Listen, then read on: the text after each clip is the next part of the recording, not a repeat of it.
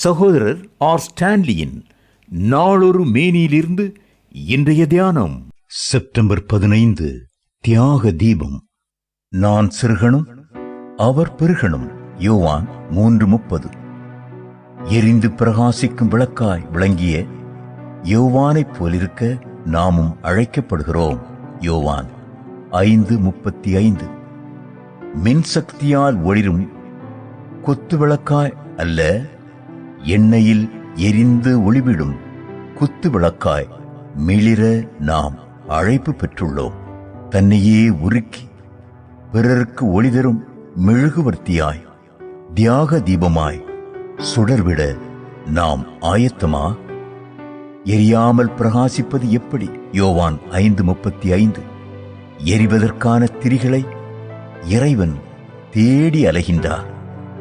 எண்ணெயும் நெருப்பும் இலவசம் என்று சீன நாட்டின் தியாகச் சுடர் ஹட்சன் டெய்லர் 1832 முதல் 1905 வரை வாழ்ந்த நாட்களில் சவாலிட்டார். சிலுவை சுமப்பதும் சுயத்திற்கு சாவதும் ஏதோ ஓரிரு நாளின் அனுபவம் அல்ல, அது ஒரு தொடர்கதை.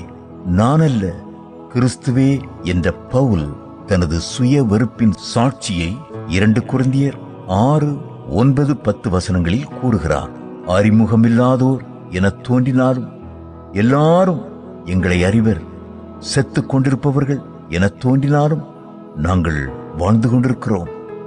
எதுவும் இல்லாதவர் என தோன்றினாலும் நாங்கள் எல்லாவற்றையும் பெற்றிருக்கிறோம். நான் சந்தித்த வேறு எவரையும் விட D.L. மூடியாகிய என்னோடுதான் எனக்கு அதிக பிரச்சனை என்றார். D.L. மூடி 1837 முதல் 1899 வரை வாழ்ந்த நாட்கள். சுயத்திற்கு மறுப்பு தெரிவித்து சிலுவை சுமக்கும் தியாக வீரரே, இன்றைய தேவை இயேசுவை உண்மையாக பின்பற்றினார் கேலிக்கும் நிந்தனைக்கும் சாவுக்கும் ஆயத்தமாக இருக்க வேண்டும். விசுவாசி என்று ஆரம்பித்த நொடி முதலே உயிரை பணயம் வைத்தாக வேண்டும். எபிரேயர் 13:12-13. திருவசனத்தை குறித்து வெட்கமின்றி பேச நமது சுயம் வெறுக்கப்படுதல் வேண்டும். லூக்கா 9:26. துன்புறுத்தலை தவிர்த்து விடுவதால் நமது உடலை ஒருவேளை காத்து கொண்டாலும் நித்திய பலனை இழந்து விடுவோம். லூக்கா 9:24. கிறிஸ்துவுக்காய் சாட்சி பகர விரும்பியவர்கள் தங்களது சொந்தம், பந்தம், பாசம் இவைகளுக்கு மறுப்பு சொல்லாதிருந்தால் உலகம் இன்று எத்தனையோ மிஷனரிகளை இழந்து நிற்கும். நற்செய்தி பரவ நாம் எத்தனை தியாகம் செய்கிறோமோ அந்த அளவிற்குத்தான் நாம் நற்செய்தியை நேசிக்கின்றோம். தியாகம் என்னும் சொல்லை அகற்றிவிட்டால் திருச்சபை வரலாற்றின், ஏன் உலக வரலாற்றின் அநேக பக்கங்கள் வெறுமையாகவே இருக்கும். தஞ்சை பிளேக் மேல்நிலைப் பள்ளி மற்றும் பிற நிறுவனங்களை நிறுவிய தந்தை பிளேக் அவர்கள் மேல்நாட்டிலிருந்து பாரதம் வரும்போது பிரிவுக்கு அடையாளமாக அவரது துணைவியார் கத்திரியை பரிசளித்தாரா.